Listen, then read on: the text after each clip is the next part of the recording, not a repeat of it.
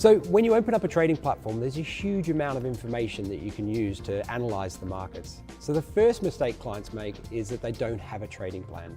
So they come onto the markets, they have a look at what the price action is doing, and they either just place or buy or sell on a hunch. So one of the things that we suggest is potentially to use a number of these tools to improve your trading strategy. So if we look at the platform, you can see straight away that there's a number of different tools you can use. We've got the Reuters news calendar, we've got the charting package, which has got an extensive range of technical indicators, draw tools. Down the bottom, you've got there an economic calendar. So when economic events are being announced, there's a date and time generally, and you can then analyze what that particular events such as GDP or consumer price index, inflation, how that's going to impact the particular markets that you're trading. So you can use the economic calendar. You've also got access to Morningstar equity research reports. So these reports are based on the different markets around the world. They'll give you details about what the financials have been for the last 10 years, and you've got access to that directly within the trading platform. So it's important to start your trading journey by starting small. Try and figure out one particular market that you're interested in, learn how that market actually reacts to certain news events and how it trends, and then start with that as your base and start to analyze the markets and get a trading plan set up for that. The second common mistake is around money management. Money management is really important when trading the financial markets. The first decision you need to make is how much are you willing to invest in each individual trade. So you might put £1,000 or £5,000 into your trading account. How much do you allocate into each individual position? Do you allocate 5% or 10%? It is all really up to you as an individual to decide what the appropriate amount is, but have that as a base. So when you do start to enter a trade, you look at the amount you think you should risk and then place that amount as your initial capital. The second part of that money management comes down to placing risk management orders.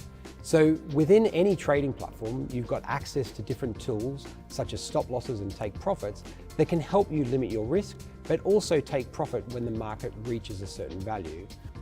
So let's have a look at a position on the SPX 500.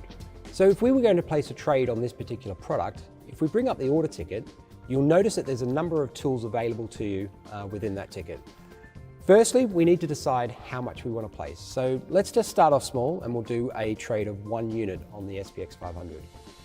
Where the risk management levels come into it is in relation to the stop loss and the take profit levels. So you'll see here that you've got a stop loss and take profit areas of the order ticket. That sets a level that we want to get out at to limit losses, and also a level above the current market price where we want to take some profit. Risk management is about controlling your losses while letting your profits run. So generally, people look at what we call the risk to reward ratio. So we want to risk a certain amount, but we want to make sure that the reward is beneficial. So quite often what people look at is, let's say, a 2-to-1 or a 3-to-1 risk to reward ratio. And what that means is that if I'm willing to risk 50, I want to at least make £100 on the upside to make that trade worth it. And that's what we call a 2-to-1 risk to reward. Now, on the chart, you'll see that the take profit and stop loss levels are there. So if I drag the stop loss level down, what we want to do with take profits and stop losses also is use historical key levels to determine where that take profit or stop loss will go. Because what we're suggesting is that if we put a level or a stop loss below, has the market reached that before? If it has, then potentially it might reach it again. So we might want to place the stop loss just below. With the take profit, the same thing applies. If we actually start to see that we've got a resistance level here, the market's reached this level before, we might want to put the take profit level just below that, so that we've got a higher percentage chance of that being executed. But again, make sure that you're putting your stop losses and take profit levels on to manage your risk, but also do it in a way that you're getting a good risk to reward ratio. The third most common mistake that I've come across is around about your take profits and stop loss levels. When clients are actually looking at a particular trade and they've been in it for a while, they'll start to see the market go down in value, and they'll sort of say, well, actually, maybe I'll move my stop loss lower. And the reason for that is that people don't like to be wrong. What we should be doing as traders is sticking to our strategy. If our stop loss was set at a key particular level, then we get out at that level and we move on to the next particular trade. Clients are very good at letting their losses run, so they continue to run into bigger and bigger losses. But when they start making a profit, they're able to cut that way too early. They start seeing a profit and they think the movement is coming back again, they'll get out of the trade, and then of course the strategy is correct and the market goes up in value and would have hit your traditional take profit level. So the moral of it is to make sure that you cut your losses, but let your profits run. The fourth most common trading mistake is what we call overtrading.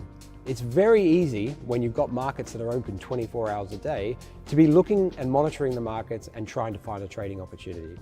But sometimes there just isn't a trading opportunity for you, especially in the markets that you're interested in. So it's really important not to trade when there's no signals there available.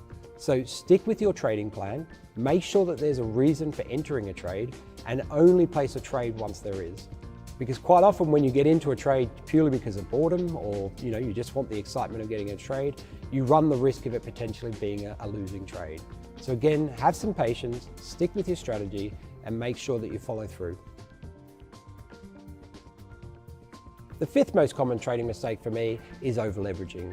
Is basically when you're trading financial markets, such through CFDs or spread betting, you're able to take out a much larger position than the amount of money that you've got in your account.